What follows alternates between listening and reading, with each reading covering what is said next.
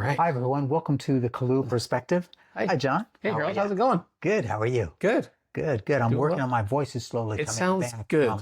from vacation. I Yeah, think it sounds good. Yeah, after all. it's been gone for a while. Has it been? I just, That's so tough. it's kind of tough to sort of talk over that. But in any Yeah. case, it's slowly here. coming back, and I'm glad to be here. And Yeah, of we're course. going to just hit on a few things this week, maybe just talk about some current of the events, current events, news, things what's happening in the world. I know we talked last, our last series was on these ICE raids, Exactly. which of course it's, not that it's calmed down, like you still hear the stories, but it's still it's going not on, but as it's not as prevalent in the news. because there's other things that are going on things that in the are world. happening right now. I think one of the things right now, one of the big topics is the Epstein files, Oh man. and that right now is sort of on the tops, and I guess the top chart for everybody. Is kind of curious as to Yeah. what happened with that, even though I think over the course of time it's been tried to sort of be diminished as a topic, Yeah. especially by the president himself. Yeah. Sort of wants this to kind of not Blow go away. over.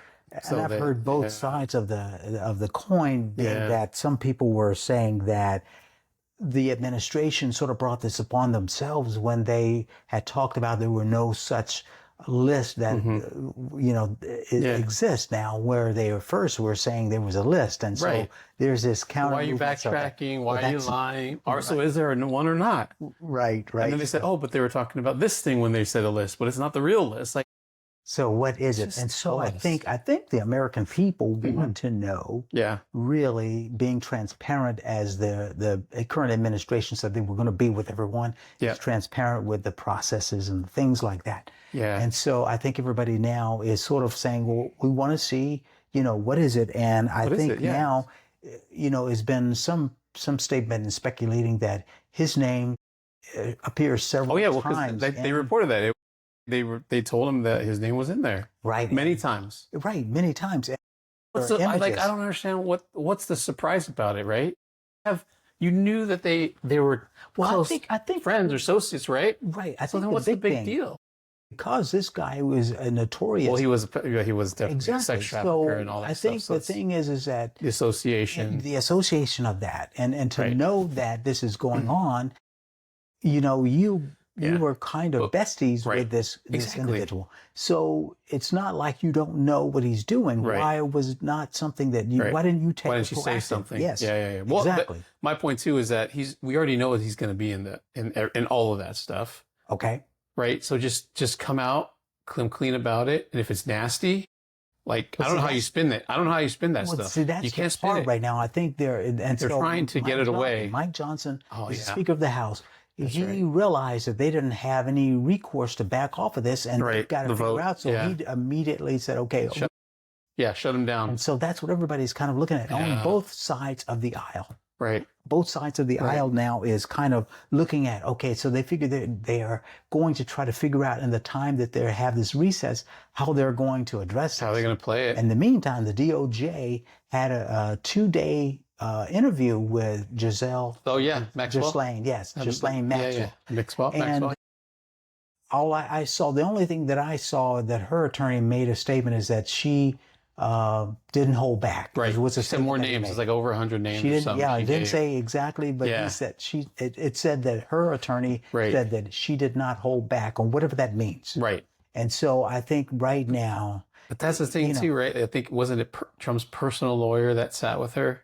Yes. So it's like, come on, there's a conflict of interest there. Well, see, but that's the other part of the dime too, is that they're speculating that if the president pardons her, that's right. Then maybe. But there's conditions to the pardon, right? And so, how do you do that? So, but here's the crazy part of that, is that if he does, now this is kind of like the chessboard. If he does pardon her, why is he pardoning her? Because it shows to the American public that there is the potential of guilt on that.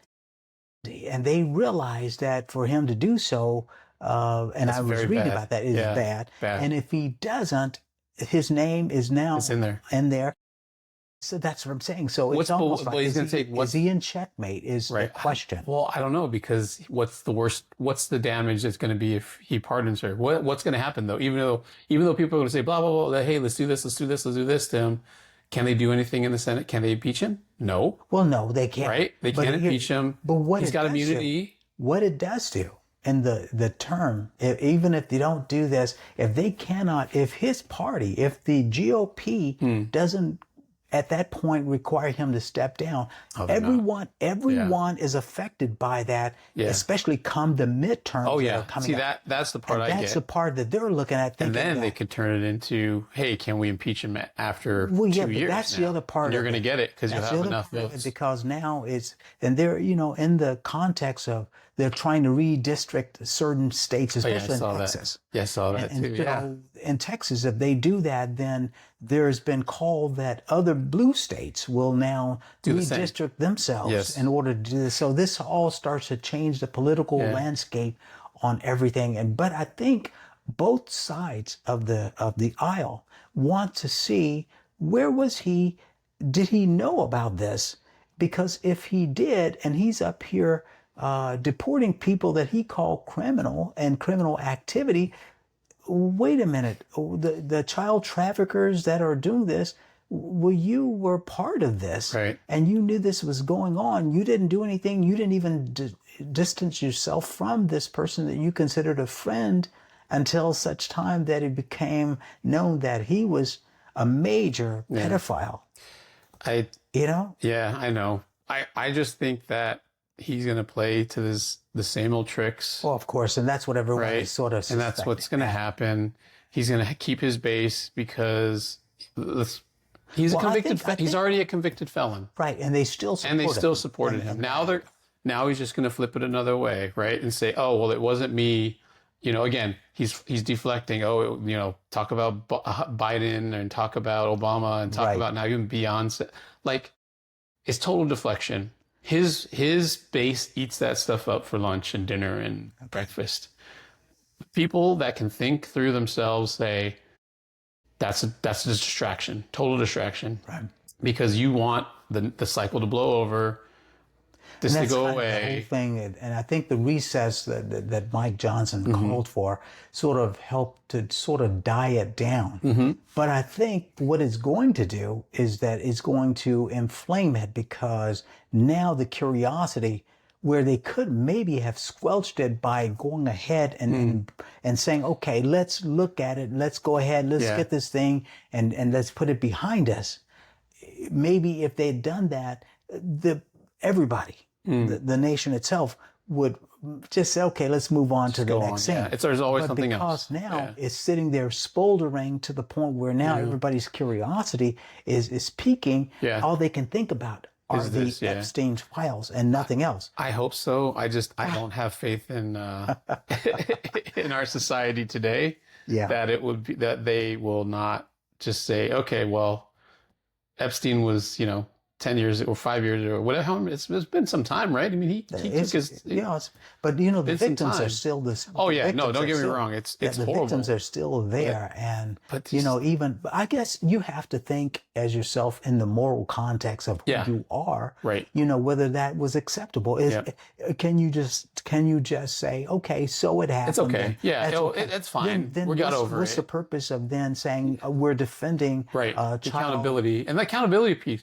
Republicans, we're going to keep everybody we're going to hold everybody accountable. I think it has to be on everybody's part. Everybody. It doesn't matter who you one are. Side of the aisle. It has to be, everybody has to stand. Okay, exactly, so who's standing here and embracing this kind of activity? I mean, when we talk about trafficking, and that was one of the things that the current administration talks so heavily against. They do.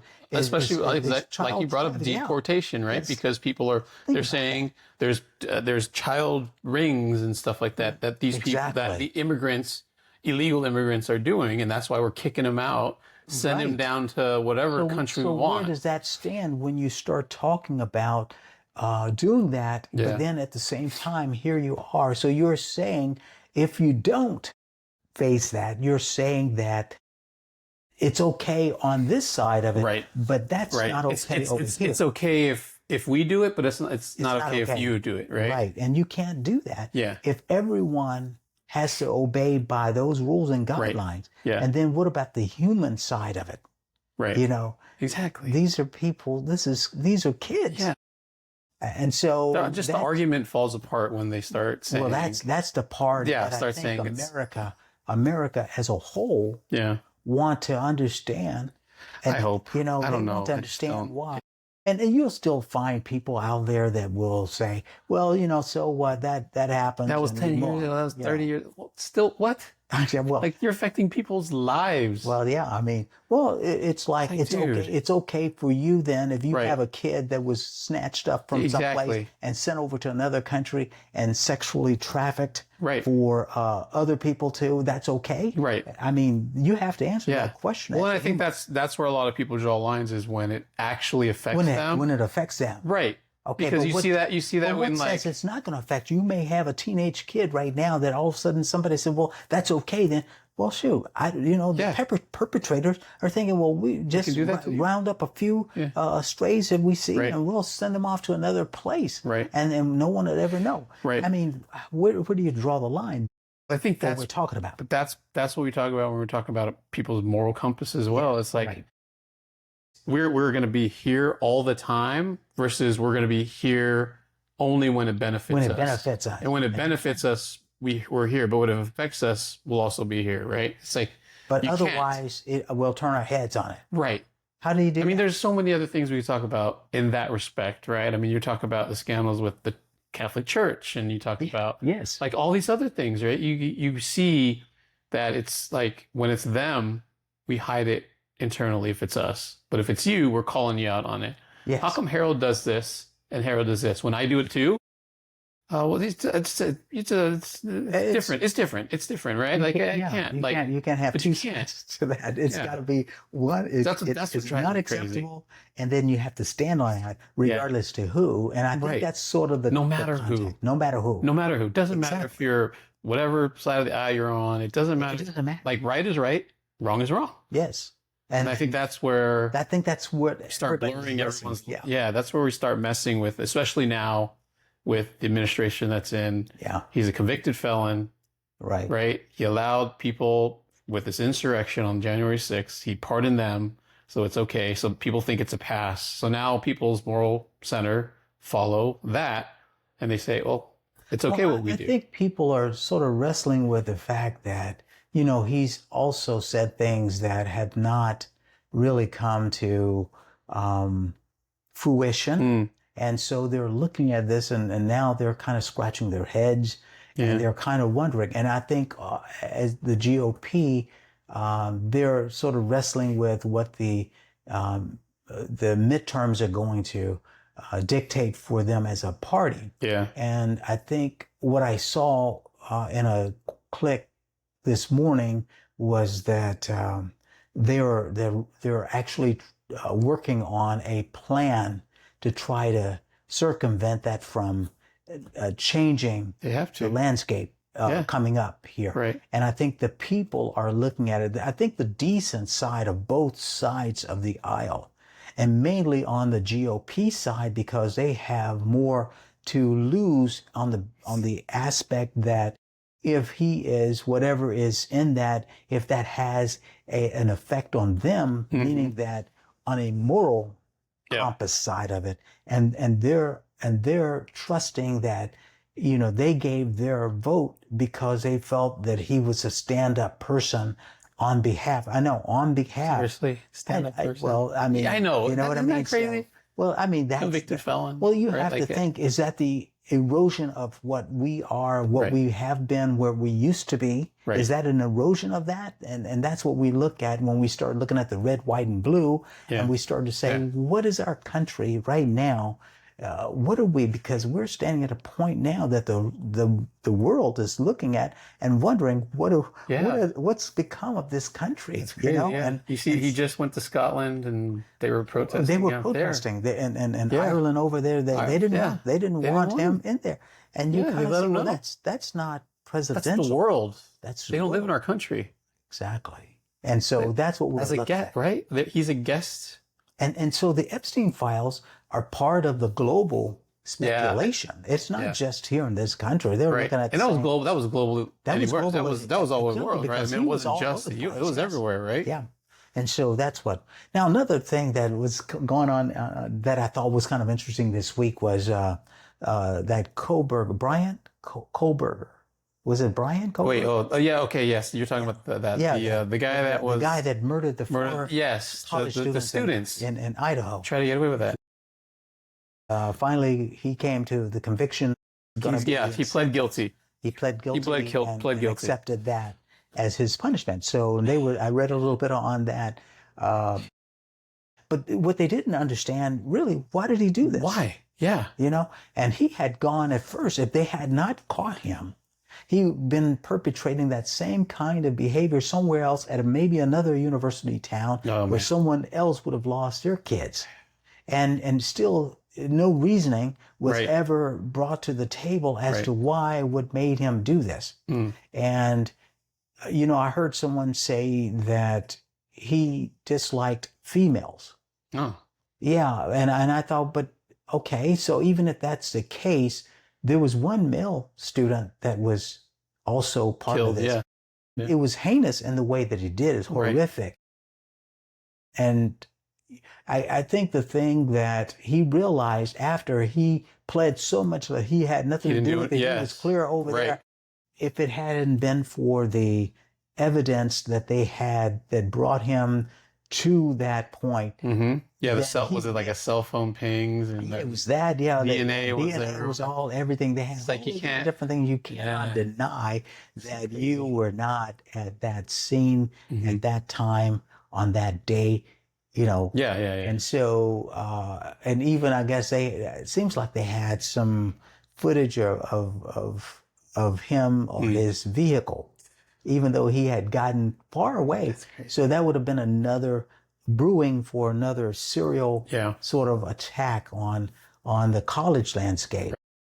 And students having no idea that they were in the crosshairs of a deadly maniac. Yes, that was bringing darkness upon the landscape again. So I mean, in that, I sort of, I heard this comment and I addressed it this way, and I told him, I think I was having a conversation with someone a couple of days ago in this, and I said, I think that even though he accepted the plea deal to spend life in prison, he thought he thinks it's going to be a ball game because at least he lives, because he didn't get. And I said, well, on one hand, yeah, it seems that way. But I heard one guy say this in the news. He said, the prison that he's in is out in the middle of nowhere. You can, even if you were trying to escape, and the way they've got it set up, that he spends something like, and they gave kind of a rundown of his view. Like his day. They spent a day in the prison. Yeah. And they said, just in the moment, they said the only thing that made them feel okay is that they knew at the end of the day they were going to get out. Oh. And they said, and you felt claustrophobic. And they showed the cell, what it looked like. This little room that had only a steel toilet in, a bed frame that had, they said like an inch thin or so mattress pad that you in. They said in the summertime, they said this prison, even though it's cooled by water coolers, they said it gets up to 100 degrees inside, and you're inside this, and you're in this. I think how they said he will get something like three days a week, 3 days out of a week to shower. Oh. So 4 days of the week he doesn't get a chance to shower. He doesn't get to see but daylight. Maybe I forgot, like outside, inside of a cage, for like maybe an hour or something a day. Yeah. And then he's back in this confinement for the duration, and he doesn't really have any interaction with anyone. So they run the risk of going stir crazy. And I was talking about that, and I was talking about this with my wife, and I said, sometimes we were talking about how COVID brought on us feeling closed in, in the house. Think about that. And you're in a house, in your home. I got 1,000 square feet. And when you're talking about a 5x5 or a 10x10 cell room, that you look at the walls, there's no place to go, concrete all around you, no daylight or anything like that. You don't know what time it is other than the fact they tell you that lights are out or whatever. And you're going to spend the rest of your life in this confinement. I'm thinking, was death, a better option for you when you're doing? I don't know. I mean, it's an easier option, that's for sure, right? Yeah. Like kill me and I'm gone, and well, that's what I mean. I don't have to think about nothing anymore. But now you've got nothing but time to think about. Now you have nothing but. He's a psychopath, right? So, right, like I don't know the mind state of murderers or people. I have no idea, but I have a feeling he enjoys this, right? Like it's sick. He's sick, absolutely sick, right? So like maybe he likes being in those thoughts and memories and all that, because you got to be some kind of craziness to do any of that stuff. I don't know if he will have interaction with the general population and that, but someone was speculating that the general population may be more deadly. They would kill him. Yeah. Hopefully. I mean, honestly, right? Like that's always the hope, right? It's like someone's going to take it. No one's going to necessarily feel any remorse or or bad for him if that happens. I think that's kind of because the way that he did these murders was completely horrific. And then, for the families to realize young that kids, their 18-year-old children were, confronted with this kind of end to their life. Yeah, the horror. It's kind of hard to wrap our minds around their feelings like that. But being parents ourselves, I think that you would have kids. Yeah. I would not like. It's hard. How if I'm a parent. Yeah. And that this deal is taken, and we know that this person is going to be living now. He could live till 80 years old. Right. And your kid is no more at 18 or whatever. Right? It's like, how is that fair? But see, that's the part right there. So, I mean, no one's going to be. And the other part, they said that in the winter time, because you're out in Idaho, it gets very cold. Oh, yeah. And so you're inside this cold. There's no warmth. So it's kind of like a living hell in a sense, And, well, I hope it's hell for him. That's the part that I think that we know that you're not going to be comfortable where you are, in that regard. I don't know where you came from. Yeah. But it's not going to bring the kids back, no matter which way you go. He's still going to be living. Yeah, no matter which way you go. No matter which way you go. But you can know that you're not going to have the sort of the comforts of what you probably had before. Even before you were brought to justice, you probably had a nice bed or house or wherever you were staying, whether you're in a hotel, motel, whatever. You're not going to have that anymore. Yeah. I don't know. And that'd still be all. And they said something about that. I think if he has any family, they're so far away that it's not like he's going to have visitors coming to visit him. So the one person said, he said in that one day of him spending there as a regular person, said that he said it was really tough to sort of think that day, how do you not lose your sanity just in that moment? So I don't know, hopefully, but that's, hopefully he loses his sanity and loses something else too with all that, it's like, it's just horrible. Well, at least I think now that they can actually, the families will start to try to put together whatever they have left and try to. That's tough. Well, it is. I mean, because. I mean, if there's no motive, there's nothing, right? Like, there's no reasoning for any of this stuff. One thing that I believe will not happen. Yeah, they'll never. And should not happen is a movie on this. Yeah, I hope not. And they were saying that he could not write a book or anything like on this to show a Tell benefit, his story. tell his story on this, because Like the OJ, when OJ said, if I would have, if I did it, it's right, like, okay, right. I mean, what, okay, why, right. Why would you do that? What do I want to buy that? Or to Right. know if you did it? Right. Two people lost their lives in that situation. Oh my goodness. I mean, you know, we've got so many different things that are happening right now in this. You know, that a couple of things that we thought These are just like, you know, like, yeah. News in general is always depressing. Well, you know, I saw Isn't something. it? It's just always depressing. Well, do we have any good news? That's You know, I don't know. you know, Well, not in the news that we all see, yeah, right? we see this. We see like the constant like issues and problems, and I guess that's what sells. I don't know, but good news sells too. I think it seems that people gravitate to those bad things, and they don't gravitate as much to people that are doing things that are conducive to humanity, things that are good, which is unfortunate. But you know, I have to go to the fact that when there's an accident on the freeway, and I think we mentioned this in previous episodes, that people tend to gravitate to see. Oh yeah, they stop. They stop. They want to see the chaos. Yeah, the chaos or the mayhem, madness, or the crash or whatever it is. Did anybody perish in that? Right. Especially on the other side when you're driving opposite. Right, that's the worst, huh?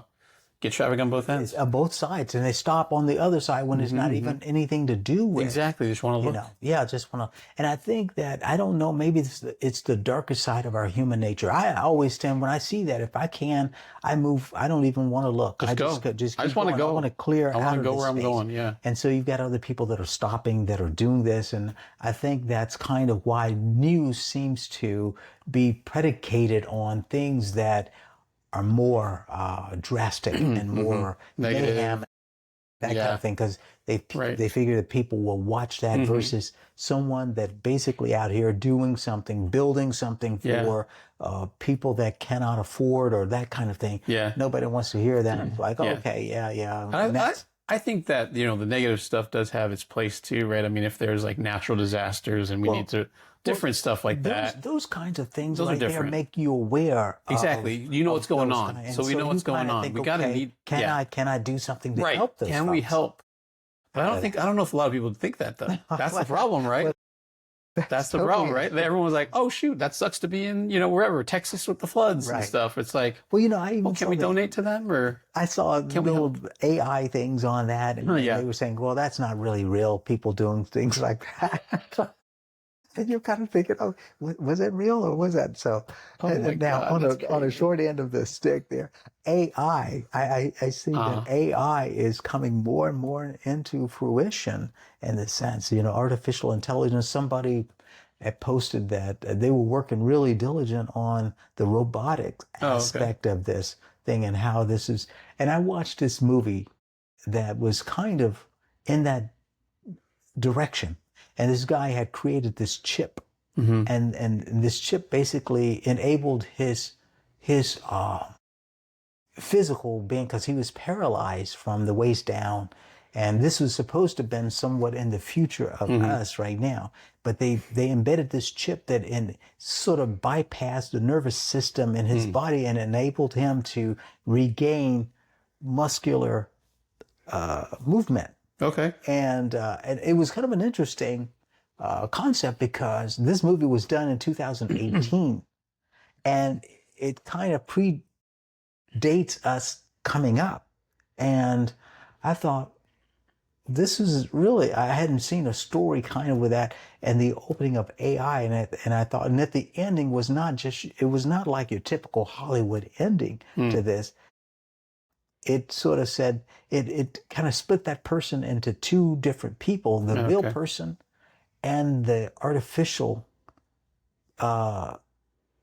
creation that this scientist had created, this chip that enabled this guy to do this. And so two people were embedded inside this one person. Yeah, I thought it was really interesting. So AI is another thing that's been kind of in the news. We got to revisit that topic. We talked about that a long time ago. Well, anyway, I know. now we're using it a lot. Yes, Now we're we are. using it a We're lot. seeing Yeah. it more and more. And so Yeah. we will do that on another topic should, because I That's a think good one. there's some goods and some And like not so good. how we're currently using it, right? Yes, Because we yes. currently use it a lot. So on one of our next the podcasts next time. Yeah. All right. Anyway. Well, anyway, our time has kind of come to an end Yeah. here, and we will come and revisit some other things later.